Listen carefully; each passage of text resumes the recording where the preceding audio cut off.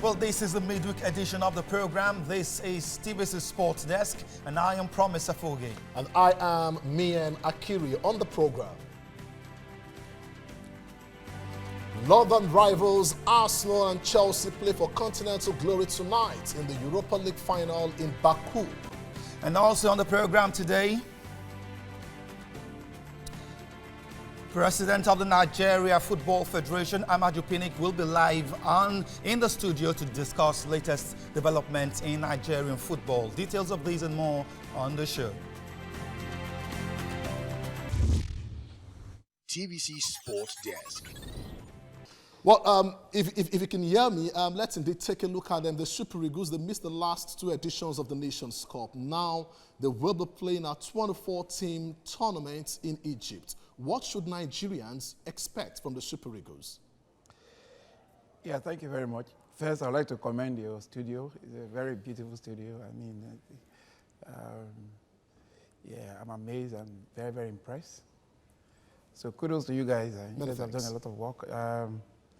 Regarding the Super Eagles, I believe they are very well prepared, mentally, psychologically, and generally. We've been able to make them understand the salience of winning this tournament, you know.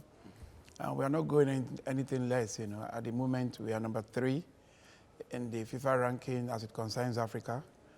And we believe the spirit in the team, you know, and all what we've been able to achieve in the past, we propel them to the fact that the only option left for them is to win this tournament, you know, again, and leave the trophy and hand it over to the President of the Federal Republic of Nigeria as a way to say congratulations and welcome back for your second tenure.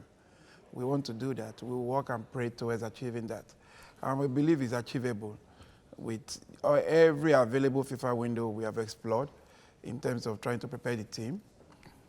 We're playing against Zimbabwe, you're aware. We are playing against Senegal, which is #1 team, on the 16th in Ismailia. And everything that we have arranged has been, we've also made arrangement for them for a charter flight, which we concluded yesterday, to take them straight from Asaba to Cairo. So I think we have done everything that we need to do.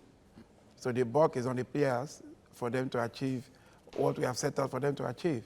We're not going to put pressure on them, but mentally, psychologically, they know that the 200 million Nigerians are eagerly anticipating that trophy back home. Well, you just took that from me since you said you'll not be putting pressure on the team. Let's be specific. Is there any targets, you know, for the Eagles or probably Kenneth Rowe, the head coach of the side? No, if you know my style of leadership, you know, I don't believe in putting targets on anybody. I don't believe, you know, I just walk, pray, explore every available windows of opportunity in ensuring that the team is 100% prepared and pray towards for them to have success, and that's it. The moment you start putting pressure on them, you know, if they look at the stand, they see you, they panic, they start making mistakes, you know, play your game. Your game will help us achieve what we want to achieve.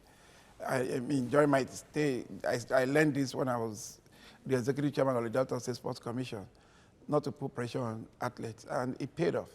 You don't say you want to set targets for them. You set targets for them, you know. You find out they can't sleep, and once they cannot sleep, it affects them mentally, psychologically, and medically, you know. President, it's been a busy year for the Federation. The Super Falcons will be at the Women's World Cup in a few days. The players themselves have said that preparation this time has been different. Does this suggest the Falcons can take the world by storm in France? Yeah, we believe this is the time, you know, they've been the most successful football national team in the world. Let me say that because they have won their tournament 9 times. Germany won the European Cups 8 times. America won the CONCACAF tournament, that is the equivalent of the African Women's Nations Cup, 8 times. So, and I believe we have come of age. Our players are doing very well. And when we went to see them in Ghana, just before their final match, we made some promises to them. And my executive committee empowered me in ensuring that we kept all these promises, A to Z. as we speak, they played about 11 to 12 competitive matches from January till date.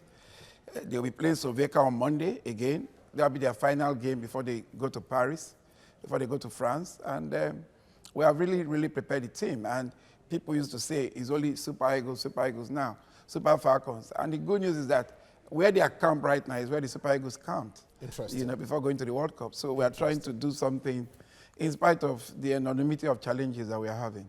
Well, let's take a look at the ongoing FIFA Under-20 World Cup. The Flying Eagles so far have blown hot and cold as far as the tournament is concerned. There have been a huge debate about the ages of the Nigerian Under-20 boys. Can you make any clarification on that?